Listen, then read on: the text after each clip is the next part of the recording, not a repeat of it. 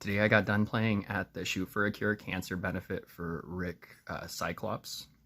He was one of Shrek's good friends and one of the Airsoft community's greatest hearts here in Oregon, and I feel like I didn't get to meet one of the greatest souls that was out on that field. And today I really hope that he was out there playing with us and laughing and have a great time.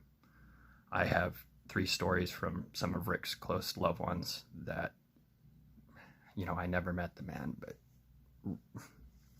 Shrek said it today. You're going to be sorry that you never got to. After you hear these stories, you can see how good people can make a positive thing happen in our lives. And he was definitely one of these good people, and I'll quit talking your ear off and let you hear the 3 stories from these guys. Dominik from Rick's old team, and he would like to talk about what Rick did for him as a person and as an airsofter. So he was my uncle, and my first ever game, I was going with my dad, and we met up with my uncle. How old were you at the time? I don't know, like 9, 10. Everybody said he's done it for the kids, so I wanted to make sure on that. Little guy. Get that good part. But I was very tense, kind of the mentality of don't mess it up. Don't, like, I gotta do what they're doing. So I walk over to where they're hanging out, and there he is. He's sitting on the tailgate. So I stand right next to him. And he says, "Hey, come here. I want to tell you a secret." He pulls out his deodorant and wipes it on my forehead. At the time, I was very angry at it. But it's exactly what it was. And at that moment, I was no longer stressed or thinking, I gotta follow suit. It was just, why would he do this? So he got you to relax. Yeah, he was very creative and stuff, really good with numbers. And so when we found that he had cancer, the hardest thing that hit wasn't actually that he has cancer. It was that instead of trying to fight it and whatnot, it was already super late. He decided that I'm just going to make it so I do everything that I've ever wanted to do. And we got most of it done. But the last thing I wanted to do was play an Airsoft game with him, and we weren't able to. Well, sounds like he was alongside you today, had your back. Here with Shrek from the swamp, and I wanted to hear one of the stories or what CYCLOPS did to really affect your life in a positive manner that he's done for everybody else. It's hard to pin it down to one thing. We started Airsoft here 8.5 years ago. And Airsoft, people think it's just a business. I cherish all my Airsoft people because my Airsoft people take care of my family, which allows me to take care of you guys and have a good time. And that's one thing I learned from CYCLOPS is we take care of one another. And he did that genuinely. His favorite game was the Ducks versus Beavers Civil War. Okay, he would wear, if you look on my Facebook page, there is an orange. He would shoot me for saying that. A green and yellow fuzzy wig. And CYCLOPS is a tall guy. We're talking like those spiky hair, like the ones, okay. Look on my Facebook, go to Ralph Shrek Kleinschmidt, and you'll see in my photos of CYCLOPS. And he was what he taught me is he taught me to be competitive, but to also be gracious to the people that you lose to.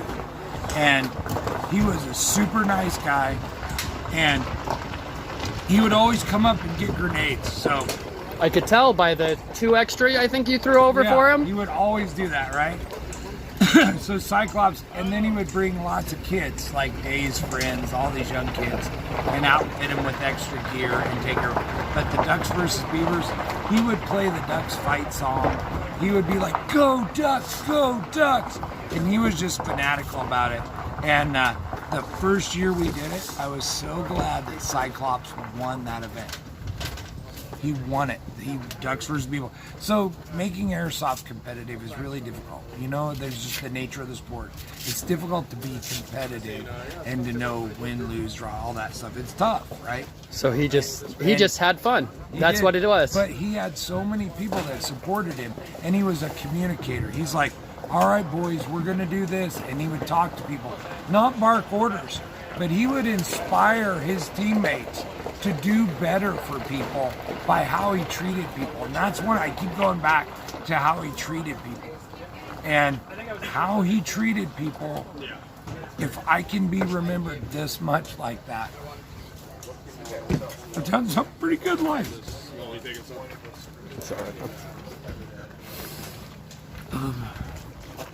There's people you meet in your life that you say, wow, that guy's really genuinely super beautiful human being.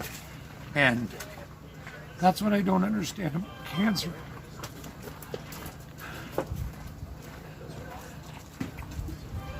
You see people that they're really not nice to other people, and then you see these caring, beautiful human beings that cherish life and take care of people, and cancer comes in and just swoops down and takes them. And that's what hit me so hard when I see that, because Cyclops is not the first person I love and care for that has cancer has taken out of my life. Oh, just they're having fun. Don't worry. When you run an airsoft and paintball field, you hear a lot of young men screaming and thinking they're upset, and that's fun. So don't worry. Sorry, testosterone just kind of rose for a second there. We'll have to let it calm down for a moment. I used to run a door at a bar, so this is a little easier because there's no alcohol and girls. Oh yeah, no, I was a bouncer at a strip club at one point. I know exactly what you're talking about. But yeah, and good job. That's one thing that I've always noticed, that there's people in my life that what I've tried to take, instead of being a negative, is if you can learn something from someone that is no longer in your life by remembering what they did and how they treated them, and apply that knowledge to your heart and to be a better human being, please do. Thank you very much, Rick. I'm here with Gopro, and we're about to talk about what Rick had done for his life and who Rick was as a person. Gopro, what do you think of Rick? Words can't describe. I mean, he was a phenomenal person, phenomenal character. He always had his kids at heart. Every day, all day, every day. He always just had a smile on his face no matter how bad the game day was. Like, I remember one game day, he got shot in the back of the head from an HPA. Turns around and was like, friendly fire. And he just trucked back to spawn, came on back, and just engaged the game. It was great. And he's always had a heart for the sport, a heart for the fans, a heart for the supporters of Airsoft, and even paintball too, because I believe he reffed quite a few paintball games when FOD was sponsored here. And he was one of the main reasons I always came back. If it weren't for him, I probably wouldn't be as active as I am, because I aspire to be just like Cyclops, this well-rounded guy, this person that just loves everything about the sport and the people in the sport and his family, his wife. I mean, everything about them is what I feel like I, as a human being, want to look and emulate. Mm-hmm. I could go on and on and on, but the one thing I remember is just how big of a heart this man had.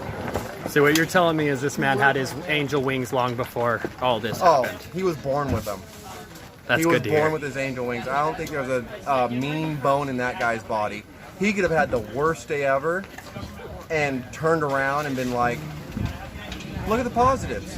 I have my wife, I have my kids, I have my woodworking business. I mean, I still have the table that he made me. It's a skeleton head that he put resin work in, and it's a little coffee table that I still have at my house. And that is not leaving my side one bit at all. That thing is, I'm cherishing that as long as I'm around for it, and then my kids are gonna have it. All right, buddy. Later, bud. But yeah, no, Cyclops, he's just, yeah, later, buddy. He is one of the reasons you still play. Yep, 100%. You know, I honestly didn't get to meet the man, but just from what I've heard, I really aspire to be just like him and carry on what he was trying to do.